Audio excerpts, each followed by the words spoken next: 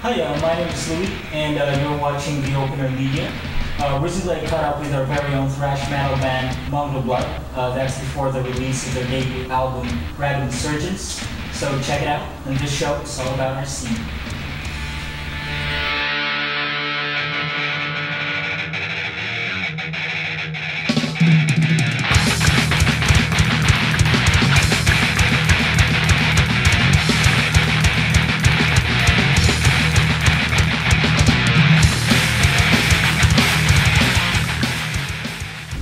Mongrel Blood. Actually, it all started with the band calling itself as Mongrel. We were actually looking for a name for the band that signifies the diversity of underground culture, the influences, etc. of the members of the band. Back then, we were really focusing on Pinoy metal. So being Filipinos, we were really looking for a name, and what really best to describe the band was the local Ascal, or using the name Ascal, doesn't really it doesn't give a good impression on the band. So we translated in English. So there you go, you have Mongrel, and then eventually there was this foreign band from Manhattan who actually had the same name, Mongrel. So we decided to change the name. So we added blood at the end of Mongrel. But actually, Mongrel Blood means of mixed breed or something like that. So there you have it. Okay. We see that you guys changed members for, like, a lot of members have come and go for the band. I think the standing members are you, Akan, and Dennis. So do you guys see this group as like going forward, or do you see like any changes still in the future for like any plans? Well, to be honest, the lineup right now, I think it's pretty solid, and I'm pretty confident that after a couple more albums, I think this lineup will be just, it's going to be the same as it is. I'm sure that you guys have bands way before this, so how did you guys come up and say that, hey, let's form a band and let's try to make it formal and let's do an album like that? Yeah, like Frederick said earlier, we kind of lost track in college, and we just caught up with each other in call box. So at that time, Frederick had his own mainstay band, and I had several project bands, but we decided to, just for old time's sake, we decided to try playing with each other.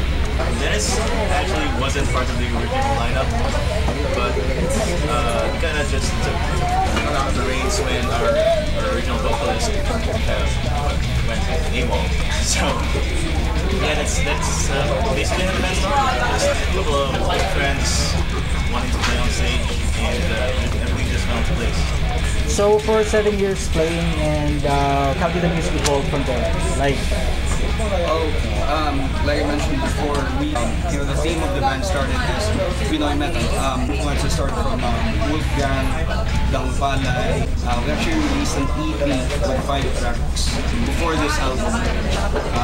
The sound, if you will buy our new album, you can really tell the difference, because we were aiming for a more groove-based kind of metal. As compared to now, that we wanted our sound to be heavier, faster, nastier.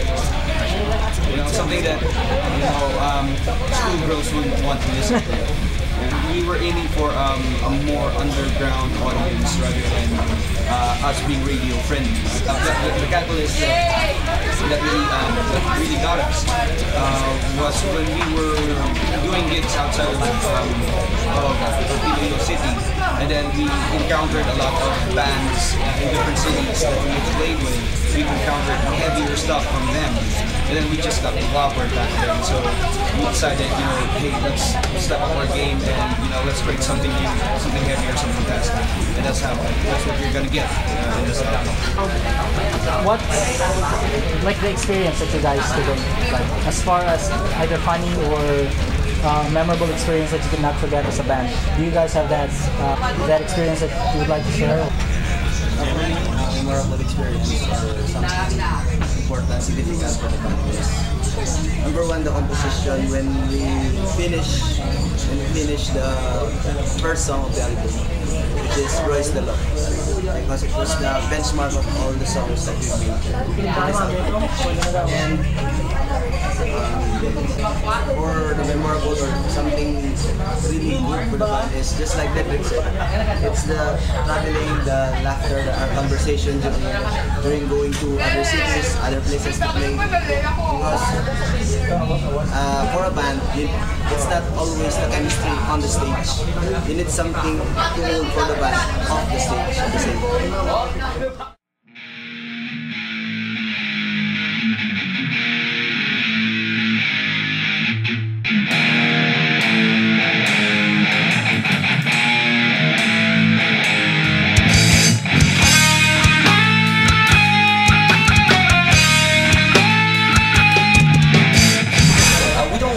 Just sit in our fucking show.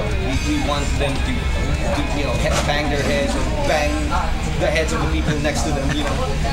We don't want them to watch a Beethoven concert. You know what I'm trying to say? Let's go to the album. The new album's coming out April 27, right? And yeah, tomorrow. So can you talk more about it? Like how many songs are in there? We have 9 tracks. But actually the first track, it's more of an intro rather than a song. It's more of a fill-in track. The album actually focuses more on revolving around the government here in the Philippines. It focuses on war, those kind of issues. I know it's a very cliche, those are cliche topics to write in a song, but we've tailor-fitted it to be a more Filipino kind of thing, Things that you can relate. Things that we can relate. We are focusing more on how much we dislike what's going on. Not everything, but yeah, not on everything, but it's focusing more on aggression again. That's what we're focusing on in this album. If you can imagine, you can't kill people in real life. We don't kill people in real life, but we kill people in our songs. But definitely, that's what we're trying to say. This album is an outlet. Even the title of the album itself, it's pretty much self-explanatory. Rapid insurgent. So it's more like industrial sound, something like that, or there are other subtopics. Well, there is one song that's about drinking. If you listen to Battery Acid, it sounds kick-ass, as if we're trying to, as if we're saying a lot of shit that's very deep and stuff like that. But we're actually talking about one of our favorite pastimes, which is drinking. Well, on the band, who basically writes the lyrics? Yeah, Dennis. Actually, the songwriting process is either one of us would come up with a set of riffs. and the skeletal. Yeah. And then once we arrange everything, with McCoy on the drums already, we finish everything. Then we hand it to Dennis, who writes the lyrics. Sometimes he already has a set of lyrics. And then He has enough lyrics to last him for 3 albums. that's true. So it's more of letting each and every one of us do his own thing, and then we just put everything on the table and try to put it all together.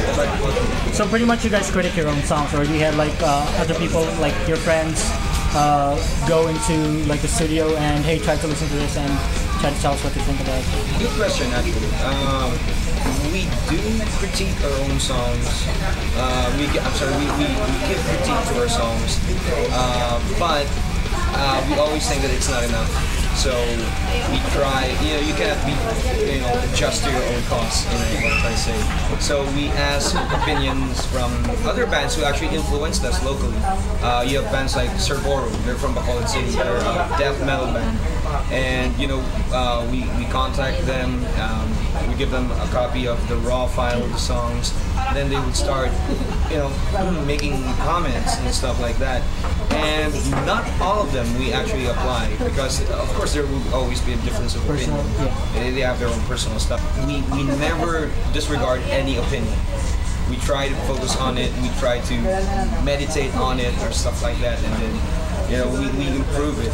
And if it wasn't for them, and we're not actually just talking about them, Servorum and stuff from guys who are out there, we actually let our friends listen to it, especially our friends in our production team, Grindhouse, because they're the ones who listen to metal, and then we don't want to disappoint them and stuff like that. Okay.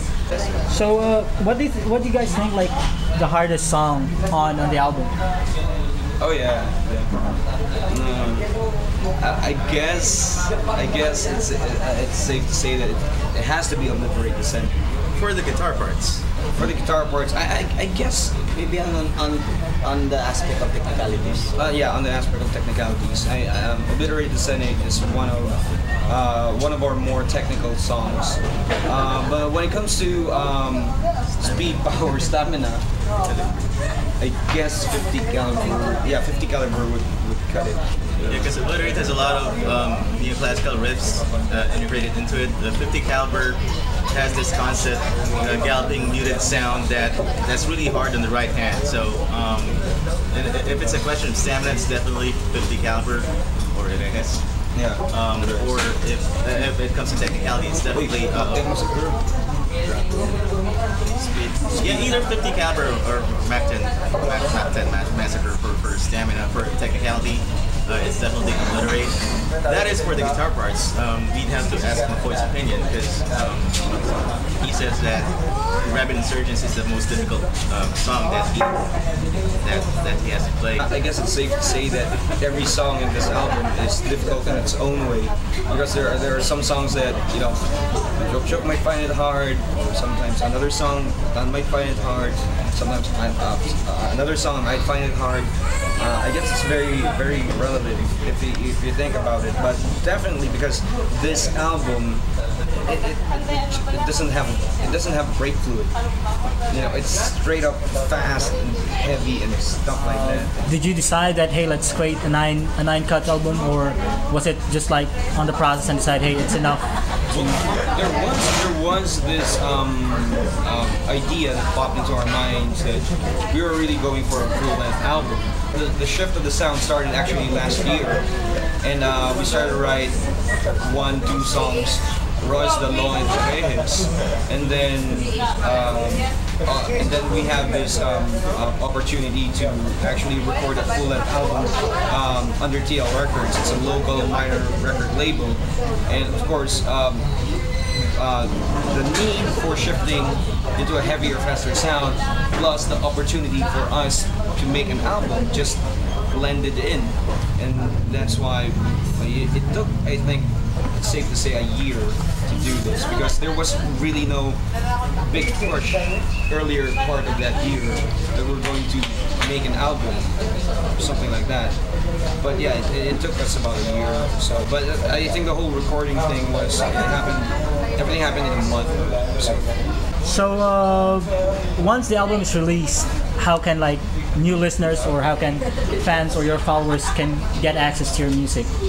Oh, that's easy. Everybody has a Facebook account. You can just check us out at www.facebook.com/Mongrel Blood. It's one word, Mongrel Blood. And you could actually order from that site. And there will be prices there. We'll be putting up prices for not only the CD, we also have merchandise. Okay. And of course, one way of really reaching people who wants to buy our music is after the album launch, we're planning to go on a Visayan tour, and eventually early part of next year we're going to Luzon. There's going to be a Luzon tour. It's still in the works, but definitely this upcoming June, I think our next stop would be Baguio City.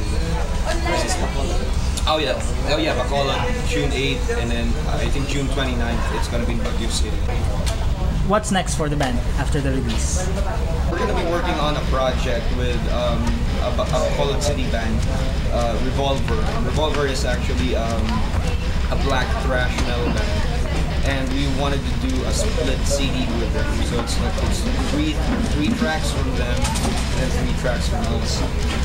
After August, we will be starting we will be working on the next album, definitely, because like we mentioned before, it probably took us like a year to really finish everything up for an album. If your question is, do you still want to make more albums? Definitely yes. I think the safest thing to say is what's in store after this. Rinse and repeat. Yeah, we have to make more albums. So to wrap things up, do you guys have anyone that you like to acknowledge? We really like to thank all the people. So thank you for those of you guys, some of you guys out there. Please don't stop hating us. And of course, we really like to thank Evan Sumbilong of Metal Zone Studios. Ever since day one that we met him, we met online. You know? And of course, for me, I really would like to thank my band, of course, for putting up with this shit for almost 7 years.